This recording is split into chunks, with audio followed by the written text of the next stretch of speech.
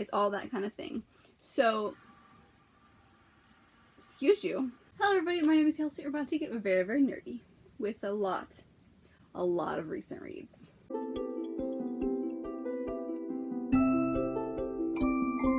I realized I haven't updated any of my recent reads that I have had since March. So we're gonna do that today. I have so many books to talk about. Like, this includes the Owls readathon, and while I didn't read a whole lot during June and July, I read a lot during Owls. Actually, I did read a good chunk during July.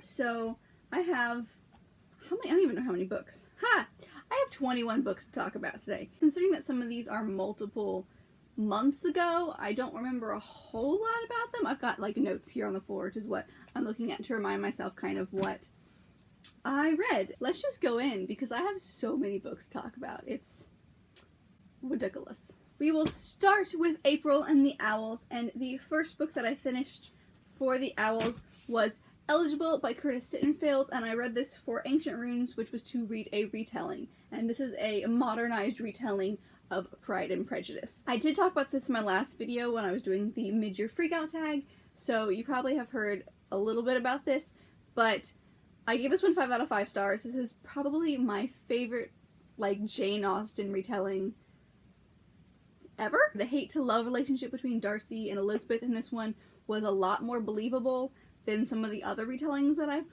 read and listened to. So I adored this one, and I just zipped right through this. It was so much fun to get through. There's also some topics in here with transgender and gay and LGBTQ rights and things like that that are interesting when you are reading it.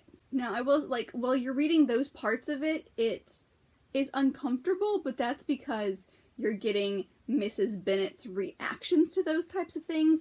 They kind of put that into her character. Yeah, that was probably the one thing that was slightly uncomfortable about this, was that kind of, not the representation, but Mrs. Bennet's reactions to them. Otherwise, this was really great. I loved the love story. Like I said, I loved Mr. Darcy. He's one of my faves, and this was just a great retelling, and I enjoyed it a whole lot. So the next book that I read for the Owls was The Tea Dragon Society by Katie O'Neill. This fulfilled the Care of Magical Creatures challenge to have a land animal on the cover, and I gave this one 4 out of 5 stars. This is the super short one that we got in Owl Crate a few months ago, and it's super cute. I love the artwork and the artistry in here. It's so amazing. It's not tailored towards, I guess, me. It's tailored more towards children, because some of the problems and the resolutions to the problems are really quick and really easy to get through, and like I said, it's not long at all. So it's definitely not made for YA. It's definitely made for kids, but it's still really cute, and it's about dragons, and they grow tea on them, and you can take these leaves and create real tea, and it's really cool. So I enjoyed this, and like I said, the art is absolutely gorgeous. So 4 out of 5 stars. The next book that I read is Crooked Kingdom by Leigh Bardugo. This was to fulfill the Transfiguration challenge to have a book with sprayed edges or red on the cover. Well, it had sprayed edges, and if you look super closely, the lines around Leigh Bardugo's names is red. So I got both in one, and I had just finished Six of Crows a month or two before this, so I was ready to dive in, and it was very good. I think I liked the first one a little bit more just because you get to learn about them. It's a little more heisty than this one, but this one was really, really good. It took me a little bit to get into, and then I really enjoyed the end, where some had good conclusions and some were still kind of left up in the air, and I liked that a lot. So definitely enjoyed this book a whole lot. The next book that I read was Northanger Abbey by Jane Austen, and I don't remember, I read this one for Charms age line, which is to read an adult work. So I gave this one 4 out of 5 stars. I do really like Northanger Abbey. It's definitely one of my more favorite liked stories by Jane Austen, but for some reason the main character of Catherine annoyed the crap out of me, and I don't think it was the audiobook's fault. I think it was just she was very annoying, and I wanted her to stop being annoying. And I think having read this one before, going into it again, is you notice some different things. So the character of Isabella, who is not so great at the end, is, like, you notice that a lot more at the beginning when, like, Catherine is meeting her for the first time, and it's really noticeable to me. Like, it was really noticeable that she was not trustworthy and you should, like, not be friends with her. It was definitely still a great book. I still really, really enjoy it. It's definitely still one of my favorites by her, but didn't enjoy it as much. So the next book that I read was Radical Hope by a ton of different authors. This one was For Defense Against the Dark Arts Reducto, a title that starts with an R. And I didn't give this one a rating because I didn't read the full thing. I only read the first few little essays in it, so I didn't want to give it like a full rating. First essay was titled Radical Hope, so I did still count it because I read something that started with an R. This one was really interesting. It's definitely more tailored towards like the liberal-minded people. I think it was like started like writing it and collecting these essays right after President Trump got elected. So it's definitely a lot of people who are like really worried, a lot of immigrants, a lot of things like that.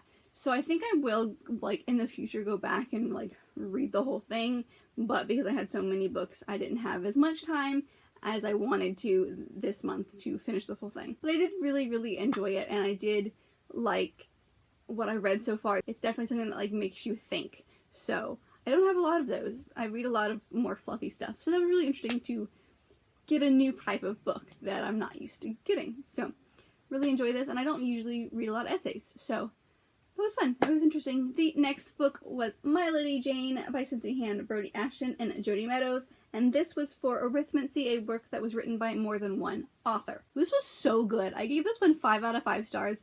I loved the writing. It was hilarious. I laughed out loud more times than I can count while reading this one, and I just loved every second of it. It was just so much fun. It's definitely like a little bit of historical fiction with like a lot of bit of fantasy. At the very, very beginning, the authors, like next to their dedications, they have like some things over here, and one of them is, for England, we're really sorry for what we're about to do to your history. This was just so much fun, and they break the fourth wall kind of with the reader, and then like they talk directly to you, and it's just hysterical. They give like their commentary on the story while they're writing it, and it's just great. So 5 out of 5 stars. Absolutely adore this. Definitely one of my new favorites like of all time. And the last book that I read for my Owls Readathon was The Lover's Dictionary by David Leviathan, and this followed or completed the Muggle Studies Challenge, which was to read a contemporary. It's literally the story of like 2 people, but in like this dictionary format, so like each word means something, and some of them are like a page and some of them are like one sentence.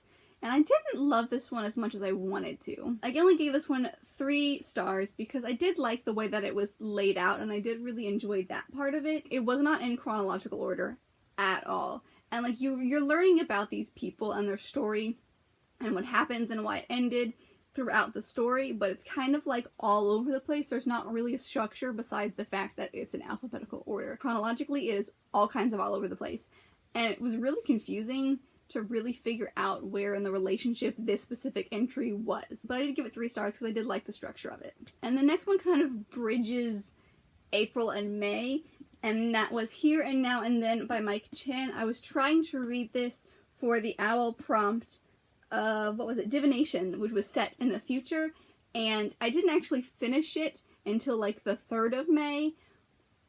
So like I read most of it in the Owls, but I didn't actually finish it, so it didn't really count. But this one was really fun. I ended up giving this one 4 out of 5 stars. It follows a guy who is sent, he's a time traveler, and he's sent back in time for a mission, and he ends up getting stuck, so he creates a life for himself there. He's got a wife, he's got a kid, and then his, like, after like 20 something years, his company comes to find him and says, you know, like, you don't remember anything about your past life, but you're from the future, and like your fiance is waiting for you. So he's got like 2 families, and so it was really interesting, and it takes place way more in the future than it does in the past, and I really liked how it turned out. I thought like the ending was really unpredictable for me. I liked just the whole, like, the entire time reading it was not what I thought it was going to be going into it, and I was okay with that. And I liked that in this book the 2 kind of families are working together. Like, it's not, they're not saying, hey, you have to choose me or the other family. They're like, okay, you have 2 people in your life. How are we going to make this work? and I found that really, really interesting. So the next book that I read was Emma by Jane Austen, and I gave this one 4 out of 5 stars. This one is kind of the most, I guess, boring of her books because nothing like crazy scandalous happens. It's a lot of like misunderstandings and a lot of Emma trying to like match make people and it not go the way that she wants. So this one is really kind of considered the most normal of her books because it's the most like what a woman would have gone through in like a normal day in like higher society. This, like, it's the day-to-day stuff. It is kind of boring because of that fact, because there's not really any kind of like big scandalous thing that happens at the end. At the same time, it still has its like things, it still has its problems, it still has, you know, miscommunication and stuff like that. So I did enjoy this one a lot more than some of her other ones, but it's also not my favorite. So the next book that I read is a really simple one that I just felt it was weird and I felt like reading it, and it was Lucky Soup by Lauren Blakely. It's one of the Audible originals that you get every single month when you are a member. So it was like a 2-hour long audiobook because it was a novella. There's not much I can say about it. It was cute, it was like a fun little romance, it like misunderstandings and worked out in the end. It was fun. I just wanted something to listen to for a couple hours, so I decided to go with this original. So there we go. And for the rest of the month of May, me and my roommate at the time, Lauren, we decided to pick each other's TBRs. She and I decided to pick 5 books for each other that they would read. And she knows that I was trying to read more harder topic books, so all of her books are a little bit harder topic, except for like maybe one. But I don't have any of them, so you're going to be seeing a lot of pictures this month, because all of them were her copies. The first one that I read was The Last Time We Say Goodbye by Cynthia Hand. Now this one I gave 4.5 out of 5 stars.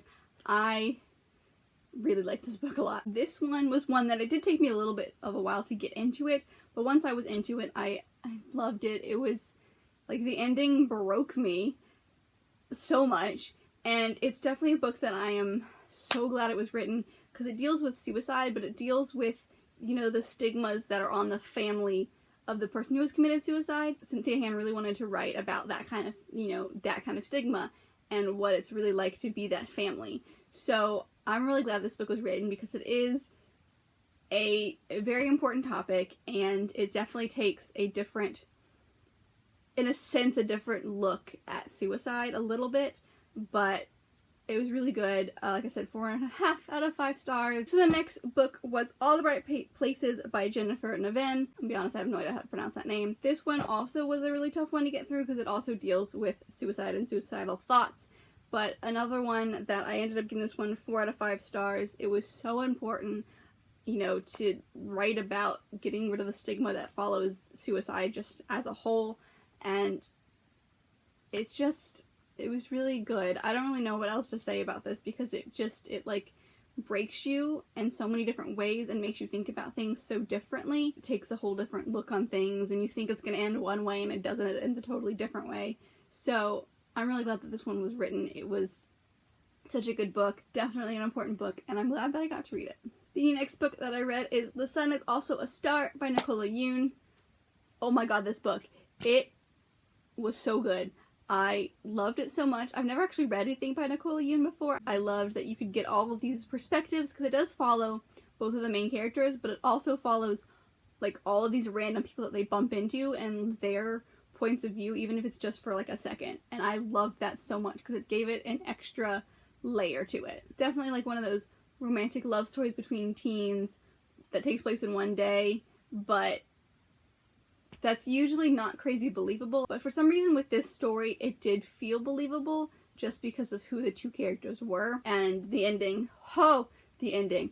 I actually, through the book, when I read like the very end epilogue part of it, my heart couldn't take it. It was such goodness. The next book that I read is Eliza and Her Monsters by Francesca Zappia. This one might be my favorite out of the 5 that Lauren gave me to read. I freaking adored this book. 5 out of 5 stars. I loved it so much. I'm sure many people know, but this is about a girl who does art, so inside the book you've got little bits and pieces of her comic in there. You've also got group chats from her and some of her online friends. It's mostly a normal book, but it's got like little bitty things in there that kind of make it a little bit of a mixed media format. This book gave my heart so many feelings. I think it was written crazy well because Eliza's got some serious anxiety, but it's never like said that's what it is. It's never talked about as like giving it a name, but you know when she's having like not an anxiety attack, but like when she's having like anxious moments, and you feel it with her, and you know that she's having this, and it's just, I think it's so amazingly well written to be able to like be anxious with the character as they're being anxious, even if they don't know that's what's happening. But loved it, loved every second of it. I need to own this book, it was so good. And the last book that I read in May was Nationalised Book of Dares by Rachel Chin and David Leviathan. I ended up giving this one 3 out of 5 stars. I wanted to love this a lot more than I did. The ending started out pretty good. I liked the idea of, you know, finding a notebook and leaving clues all over the city to like meet and, you know, get to know each other a little bit more. But the relationship between the two of them just kind of felt forced to me. I didn't really believe it when it was happening, so that was really hard for me to like get on board with. But they did have a lot of good funny one-liners, and their banter back and forth was so much fun to read. So it definitely had some really good parts, which is why I'm giving it a 3. There's one more book in May, and that is The Hidden Witch. This is the second in the Witch Boy series by Molly Ostertag. This is a graphic novel that is definitely geared more towards kids. I read the first one sometime last year, and this is kind of the follow-up to it. I saw it at my library before I moved, and I was like, oh, it's so cute. I'm okay. I mean, it's not going to take me that long to read. I have to read it. So I ended up picking this one up. I ended up giving this one 3 stars as well. I think I did the same thing with the first one. It's definitely geared towards kids, so it's a lot harder for me to get into, but I really enjoy the artistry. I really enjoy the illustrations. I really enjoy it when the graphic novel is, like, the person who illustrates is also the person who writes the story. I definitely enjoyed this one about the same as I did the first one. It's not my favorite, but definitely a good quick read to get through. And now we're on to the one and only book that I read in June, and that is Bull by David Elliott. We should talk about the only book that I read in the month of June is this really tiny one. Oh, and also it's in like a lyrical format. I did nothing in June except for Wedding Plan, so I did finish this one near the beginning of the month, and I ended up giving this one 3 out of 5 stars. It was okay. It wasn't anything special. He has the section in the back about poetic form and why he does certain things for certain characters in this, which I did find really, really interesting. However, I wish I had read that before going into it, but it wasn't amazing. It's a retelling of the Minotaur story in Greek mythology, so I knew it was happening, and it was okay. Like, there's not really much I can say about it. I didn't love it. I didn't hate it. It was a good meh in the middle read. I do have another book by this author. It's The Voices, The Trials of Joan of Arc. It's in very similar format to this, so I'm going to try that one and see if it's just his writing or if it was just this book that I didn't like. Alright, and we are on to July, finally. I went on like 2 trips, one honeymoon and 1 trip to the beach. So I got a lot of reading done at the beach. While I was there, I read Red, White, and Royal Blue by Cassie McQuestion. I'm sure you've heard about this book. It's been crazy hyped online, and I loved it. I gave it 5 out of 5 stars. I loved every second that I was reading this. I really loved the story between the two of them. I loved the pushing the boundaries, especially in England, because this book is set like right around 2020, so not that far away. So it was really interesting to see like people who are in like political offices and political seats now are like briefly mentioned in this book, but I absolutely adored this. There's a lot of like LGBTQ representation. There's a lot of like minorities in here. I understand why people were like, oh, it's a lot of filler stuff, but I liked every second of it. I loved I just loved this book. I love this love story between them, and I'm so happy that I read this. So the next book thing that I listened to is called Rivals, Frenemies Who Changed the World. This is another Audible original that I got. It was very interesting. It was like maybe 4 hours long, and it followed 4 stories of rivals who changed the world, including things from like Alexander Hamilton and Aaron Burr to like Elizabeth I and Mary, Queen of Scots. There's one about dinosaurs, and there was one about Adidas and Pumas, like the shoe brand. So it was those 4 stories, and it was just so great. I loved listening to it because I knew 2 out of the 4 stories. I knew Elizabeth and Mary, Queen of Scots, and I knew Burr and Hamilton. And like I knew those stories, but like you get like a new take on it, and it's like a multi-cast kind of thing, so it was really funny. I liked it a whole lot. It was a really good, like, quick, like, listen to when you're doing other things. So, yeah, I gave this one 5 out of 5 stars just because it was so much fun to listen to and learn about, like, these things that changed history. The next book that I read was The Unnie Mooners by Christina Lauren. I gave this one 5 out of 5 stars. I loved this. I loved them. I am a huge Christina Lauren fan now. Like, I've read a couple of things by theirs, and I have one more book by theirs that I want to read. But everything that they have, like, are writing, I'm drawn to and, like, intrigued by. So I really adored this book. I will say that this is probably leans more towards, like, a new adult than a YA. Because there's definitely some, like, sexy scenes in here that you're like, oh, that's a little bit more graphic. Not, like, all the way graphic, but, like, a little bit more graphic than just, like, your normal YA book is. But I loved the relationship. It was just a fun, like, if you want a rom-com and a book, here you go. Like, this is your book. You know exactly what you're getting into when you start it, but I absolutely adored it. I really believed the romance between the two main characters. Like, that was super stellar and believable, and I loved it. And, like, the conflict that happens at the end is not at all what I expected to happen. So I was really glad about, like, a new take on that. Kind of like an like a third party problem on the two of them, and then it is, like, something between the two of them. I loved this so much, and I just want to read Christina Lauren all the time now, because I love it, I love it, I love it. It was a great summer read. The next book that I read in July was My Plain Jane by Cynthia Hanford-Yeshin and Jody Meadows. This is, like, the second in their Lady Janes series. Basically, it's a retelling of Jane Eyre, but with ghosts. It was not as much fun as the first one, but I still loved the writing. I ended up giving this one 4 out of 5 stars. Got all the same pieces that I loved about the first one. I will read anything but the 3 of them because they're so funny, and I loved it. It was so great. And, like, just the, like, at the beginning of My Lady Jane, they said, like, and to England, we're sorry for what you've got to do to history. And this one, they said, and again to England, we're sorry for what we're about to do to your literature. I loved this. I loved this a whole lot. I loved their, like, different and crazy take on this story to get us back to what the, like, story that we know of Jane Eyre is. But I definitely like this one. I did like My Lady Jane's better, but this one was so great, and I still gave it 4 out of 5 stars. And the very last book that I read in July is The Prayers of Jane Austen. This is just, like, a super short, like, really quick read that my husband gave me as a wedding gift because he knows that I love Jane Austen. It's just 3 prayers that she wrote down every single night because she was very, very religious. And not a lot of people know that about her because, you know, a lot of religious characters in her writing are kind of funny and humorous. So you get to know a little bit more of, like, what she really thinks when it comes to religion. And this was written, or at least the introduction, was written by Terry Glaspie.